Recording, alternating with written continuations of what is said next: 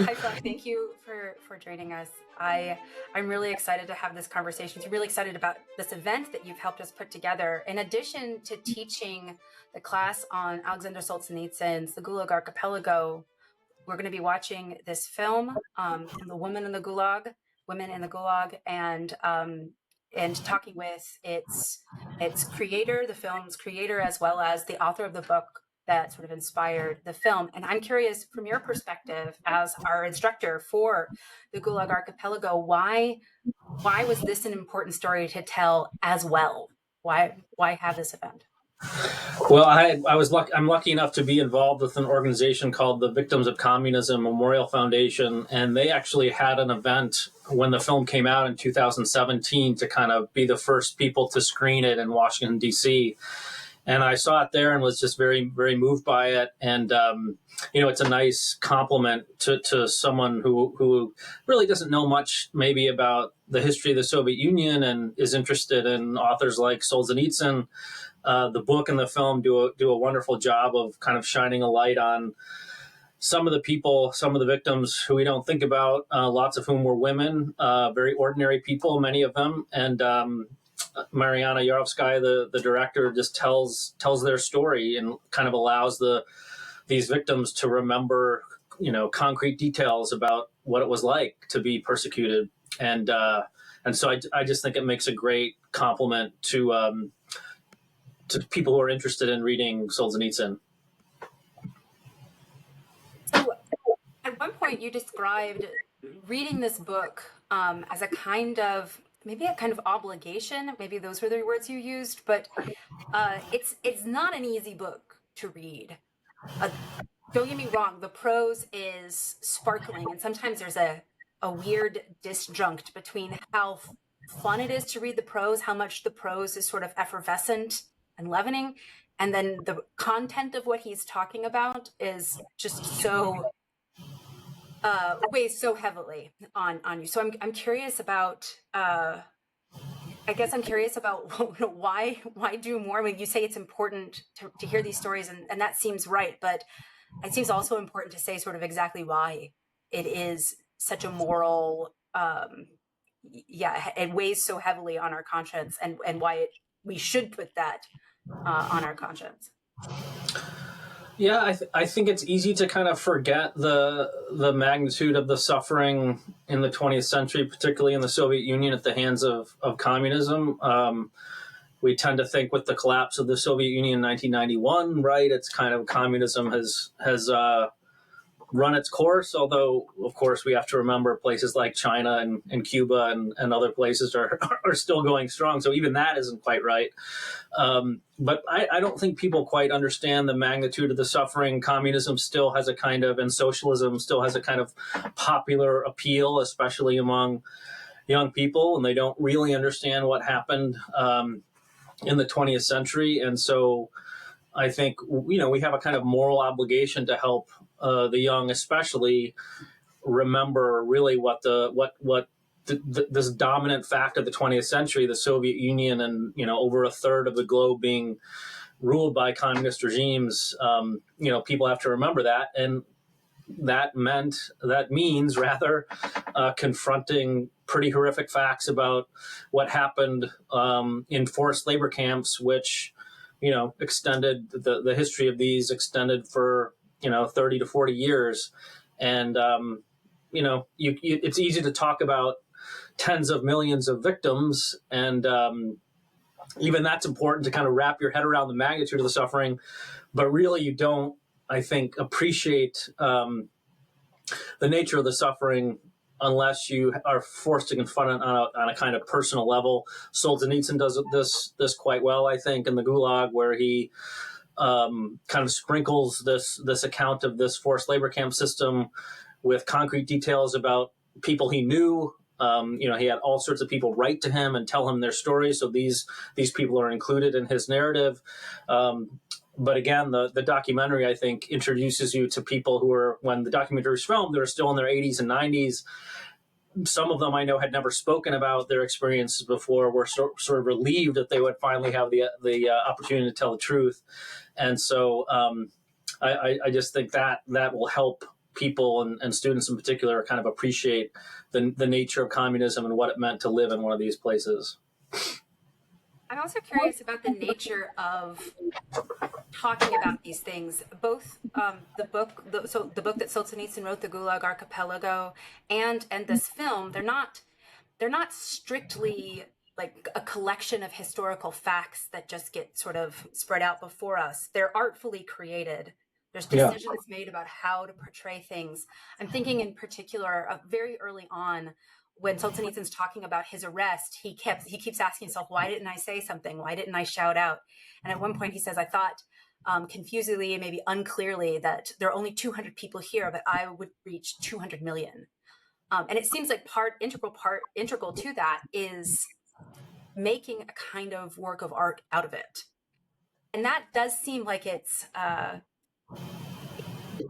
with the horrors that's being described, this like the beauty both of the film. I mean, some of these shots are just beautiful, and you find yourself thinking, look at this beautiful country, this beautiful countryside, and then these women, their bravery is just shining out of the screen. And again, there's this weird sort of disjunct between the beauty of the way that it's presented and the terror, the horror, and the atrocity that is being presented. Yeah, why not just sort of read a list? I mean, you had talked about this personal connection, being confronted with the story on a personal basis, but what do you think beauty does in that relation? How does that help us confront these issues? Well, I think there's something beautiful in suffering and in confronting suffering, and the people who are able to endure these horrors and come out of it, maybe not for the better. Many of them, Solzhenitsyn probably. I mean, so the shocking thing in Solzhenitsyn's book is, right, he says, "Bless you, prison." He's grateful for this experience. So, sort of setting that aside, even if you don't come out of it grateful in the way that Solzhenitsyn did. I think there is beauty in someone trying to present through art kind of the reality of what they went through. I'm a little bit reminded of the Polish poet Czesław Miłosz has some very moving descriptions about people going to poetry readings in occupied Warsaw, right, in 1943.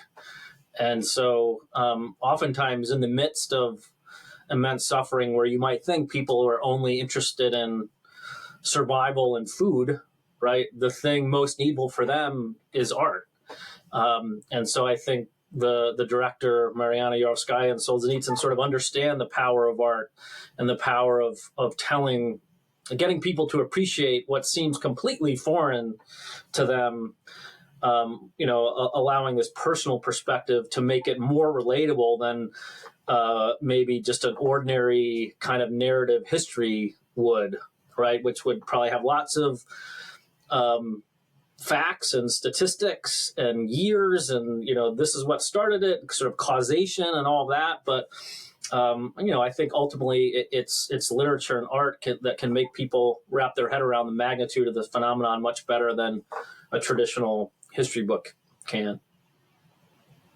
So as you go into this class and this event with the documentary, what are you going to bring to this conversation? I mean, this view of literature, this respect for history, but recognizing that the facts are not the only thing worth paying attention to.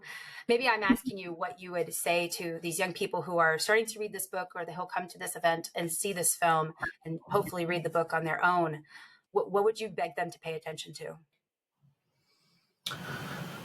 I suppose just to be open to the idea that art and literature can be avenues for communicating not only beauty but truth about the world. That Solzhenitsyn thought the best way to tell the truth about what he had experienced and what all of these people that he communicated with had experienced was through some sort of literary art. I mean, the book is not a novel.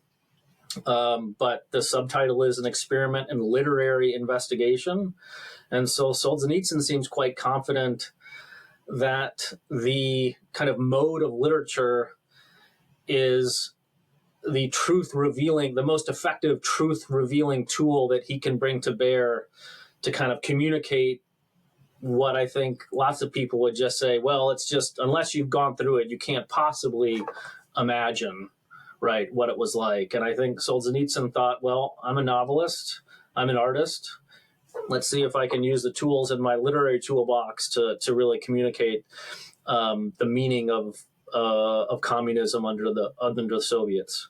And so I suppose I would be intent upon emphasizing to the students, be open to the possibility of literature being an avenue to truth and hard truths and hard historical truths about the world. So it sounds like there's a possibility that there's work for moral imagination in this. There's a chance to grow, to deepen one's moral imagination in reading this book and watching this film, and not just passively digesting it, but really engaging with it. Does that sound about right?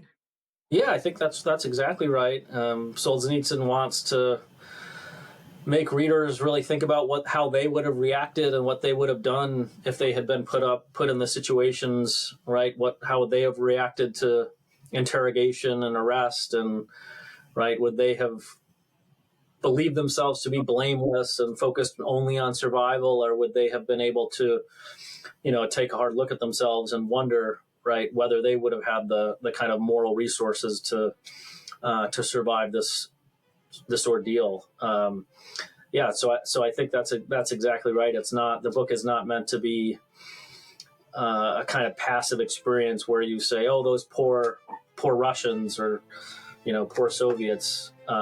Glad we don't have to deal with that. I mean, the lesson of the book is that the horrors of the 20th century, right, are possible everywhere, because human nature is the same everywhere. I'm really looking forward to this event, and I hope that we see a lot of people coming to watch the film, and I know that the seminar is going to be fantastic. So thank you so much.